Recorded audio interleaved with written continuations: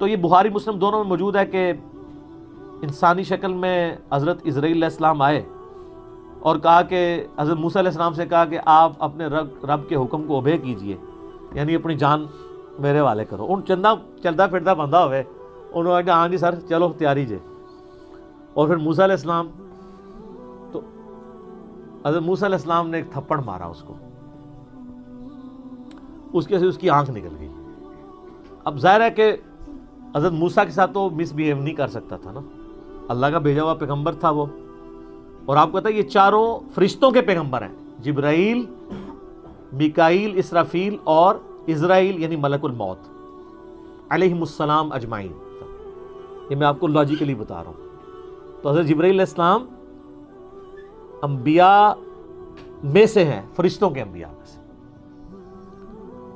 تو وہ پھر اللہ تعالیٰ کے پاس واپس چلے گئے، حضرت ملک الموت، کہا کہ یا اللہ مجھے اس بندے کے پاس بھیجا ہے جو مرنے کو پسند نہیں کرتا، مرنے کو تو کوئی بھی نہیں پسند کرتا۔ تو اللہ تعالیٰ سے انہوں نے ریکویسٹ کی تو اللہ نے ان کی آنکھ ان کو واپس کر دی۔ یار حضرت اسرائیل علیہ السلام کی آنکھ نکل جائے تو وہ کس سے ملتی ہے؟ اللہ سے۔ تو آپ کا تو فرید الدین گنج شکر کا واقعہ مشہور ہے کہ انہوں نے کہ آن دے آنکھ آندی ہے تو آن دے۔ سر کوئی نہیں آنکھ دے سکتا۔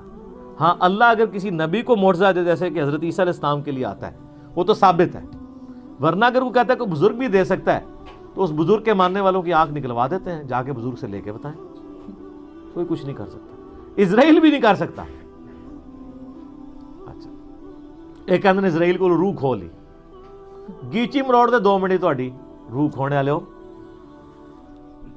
تو وہ تو پیغمبر تھا نا، بخاری مسلم میں حدیث ہے کہ اللہ تعالیٰ کسی پیغمبر کو اس وقت تک موت نہیں دیتا جب تک کہ اس کے سامنے یہ آپشن نہ رکھ دے کہ وہ چاہے تو اپنی امت کے پورے ٹینیور تک زندہ رہے۔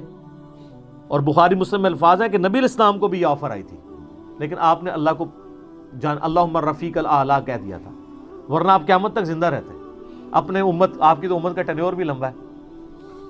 تو حضرت موسیٰ علیہ السلام نے وہ تھپڑ مارا، وہ اللہ کے پاس گئے، بخاری مسلم کے الفاظ ہیں، اللہ نے آنکھ واپس کی، واپس ہے اور کہا اچھا اس طرح کرو۔ اللہ کو تو پتہ تھا نا بندہ ذرا جذباتی، میرا ہی بندہ ہے تو لہٰذا میرا بھی غصے کا برا نہ مانا کرے، منو ہی اللہ نے بنایا ہے، ہر بندے کی نیچر اپنی ہے۔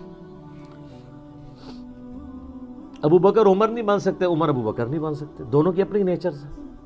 A man can never grow out of his skin۔ انسان جتنا بھی موٹا ہو جائے اپنی سکن سے باہر نہیں نکل سکتا، جو شاکلہ اللہ نے دیا ہے اس کے اندر ہی اس کی وہ ہوئی ہوتی ہے بلٹ اپ۔ بہرحال اللہ نے فرمایا اچھا موسیٰ سے کہو کہ کسی بیل کی پشت پہ اپنا ہاتھ رکھے، اس کے ہاتھ کے نیچے جتنے بال آ جائیں گے نا اتنے سال اور زندگی بڑھ گئی۔ سر وہ تو سینکڑوں بال بنتے ہیں۔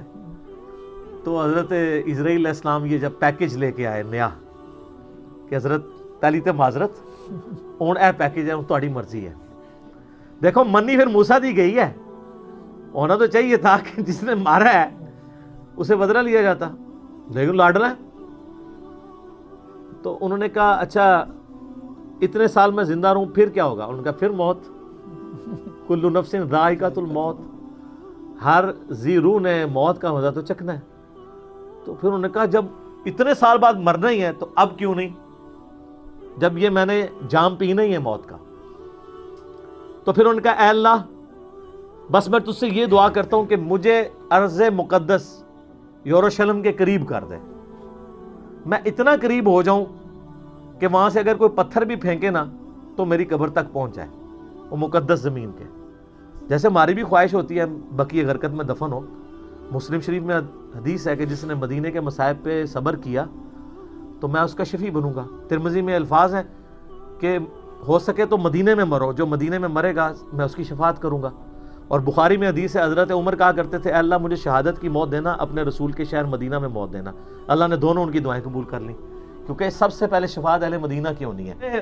اس سے اسرائیل سے نہیں کہا کہ منو جا لین دے، اللہ سے ہی مانگا ہے۔ تو اللہ نے ان کو قریب کر دیا، اور نبی علیہ السلام فرماتے ہیں جب وہ قریب ہوئے تو وہاں پہ ان کو موت دے دی۔ اور اگر میں چاہوں تو تمہیں سرخ ٹیلے کے پاس موسیٰ علیہ السلام کی قبر بھی دکھا سکتا ہوں۔ یعنی حضرت موسیٰ علیہ السلام گمنامی میں ایک قبر میں دفن ہے، کوئی مزار نہیں ہے سر، مزار یا لوگوں کا آنا اگر بزرگی کی دلیل ہو تو وہ بزرگ جس کا نام قرآن میں 125 دفعہ ہے موسیٰ علیہ السلام، اس کی قبر بھی ان نون ہے۔ ظاہر ہے جب وہ اکیلے وہاں پہ، بخاری مسلم میں، صحیح مسلم میں 2 حدیثیں ہیں، آپ علیہ السلام فرمایا میں نے شب معراج سرخ ٹیلے کے پاس موسیٰ علیہ السلام کو قبر میں نماز پڑھتے ہوئے دیکھا ہے، اگر میں وہاں سے گزروں تو میں قبر بھی دکھا سکتا ہوں۔ اور اللہ کر رہے ہیں آخرت کی زندگی میں، اس کا دنیا سے کوئی تعلق نہیں ہے۔